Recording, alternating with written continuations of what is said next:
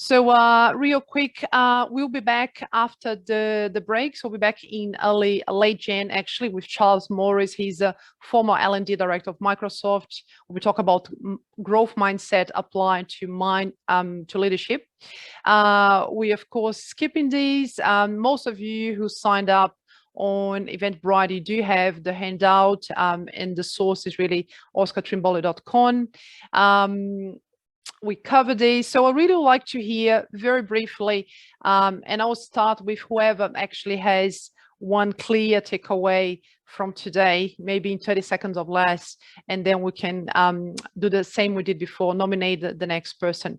So who would like to kick off with what has been your key learning, key takeaway from today? I'm happy to jump in. Thanks, Rob. The time meetings, 5 past the hour to 5 to the hour is a great thing. And then also the questions to keep the conversation going, those 3 questions that we had, I thought that was really, really good as well. I'll pass it to Zach. Thanks, Rob. Thanks, Rob. I think just as a key takeaway, again, as a reminder, listening is often asking questions, not just sitting there passively, but being active. And of course, the metaphors, colors, animals, I like that one. Over to Chris.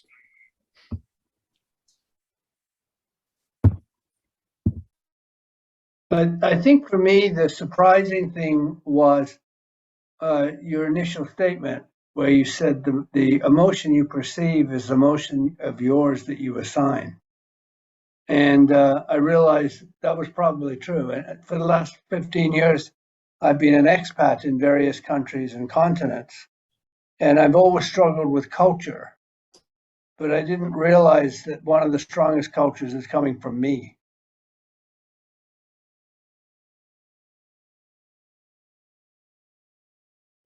And Andrew. Thanks, Chris. Well, yes, thanks, Chris. I have nothing anywhere near as profound as that. That's really powerful. I'm going to think a little bit more about that one too. Look, I love the giving attention rather than paying attention thing, and just being a bit purposeful about where your attention is. Yeah, you can decide to listen, but in different contexts, at different times. And I'm going to just, I've got to think about this a little bit more, but and that's going to include listening a bit more to some more of what you have to say, because, yeah, I've got to process this something.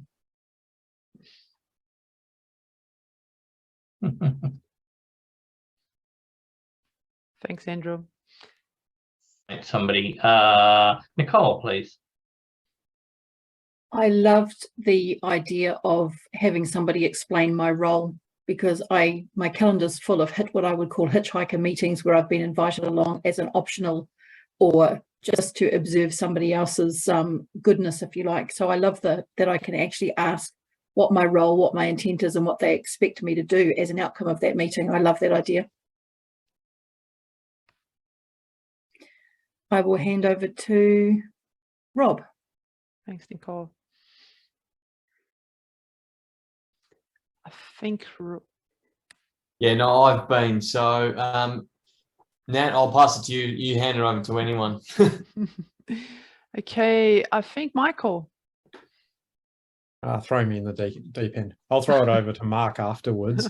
Yeah, I think with a couple of technical issues and a few admin tasks I was working on at the same time, I'm going to have to rewatch the video. There was far too much in there for me to absorb. I don't really have a key takeaway yet. This is going to need a couple of watches and just for me to absorb it properly. And I think that's just part of my learning style. So yeah, always good to be challenged like that. So over to you now, Mark. Yeah, I'll throw to Alan next. I think he hasn't had to go after me. There was I liked just the check-in at the start of like what would make this valuable for you. I just think that's really good, and I think like the similar vein, which is like the one we said about the autistic person, which is like, what communication style do you want me to use, or works best for you? It's a similar sort of thing. I think like both can be really valuable day to day. Yeah, those are my 2 ones, and over to Alan. Hi, I'm going to pass to Ravs after me. I had what would make this a good conversation for you, so I'm just doubling on that one. I think also the 3 questions around what are they it was this point as to what are they saying versus what do they want to say, and how as you as a listener can prompt them to basically do that exploration, which is, you know, behind the 3 questions. I thought that was really I think that's really useful, because you just assume that people are saying what they need to say, rather than actually what they're able to say, and so therefore that further prompting. So anyway, to Ravs. Thanks, Alan.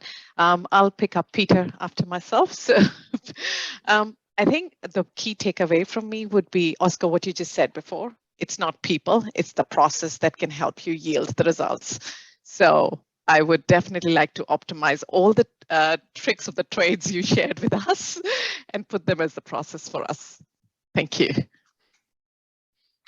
Thanks, Ravs. Yeah, so the key takeaway for me, and something I think that's going to really help me, is that concept of starting the meeting by working out, you know, what is the purpose, the outcome, and what is going to be make this meeting good for the group or for the individuals meeting. I thought that was pretty impactful and powerful for me. And by the way, I really enjoyed the discussion around the difference between cultures. I don't think we explored it enough, honestly speaking. But yes, there's a major difference between how people communicate and what they say or what they don't say between the different geographies. I think, John, have you had your say?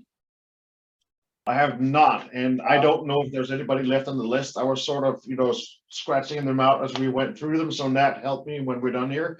Oh, Natalie didn't respond, so you can throw it. I'll be the last one, yep. Oh, that's good.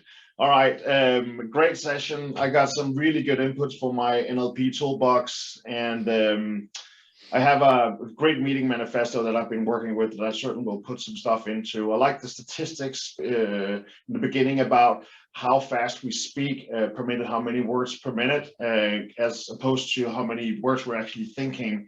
And that was sort of mind-blowing for me. Other great stuff as well, but it's already been covered by the rest of the attendees. So thank you so much. Thanks, John.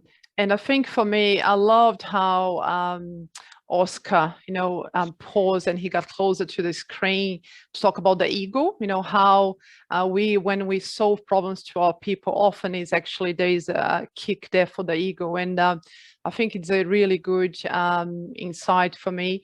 Yeah, just the way he put it. So engaging our people, empowering our people is actually, it's deeper than that. It's actually reflection on, are we just getting a kick for solving the problems for people? Yeah, I think that was the main side for me. And on that note, I want to say thank you so much for staying until you know, nearly 15 minutes over. You receive in the pack this article, which is from Charles, as a bit of a warm-up for the next roundtable.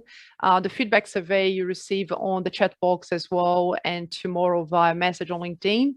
And yeah, just wanted to say a thank you, a huge thank you for everyone for staying to the very end.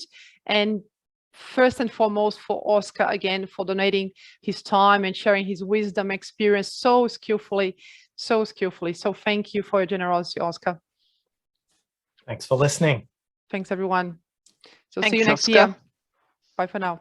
Cheers. Thanks, everyone. Nice. Bye.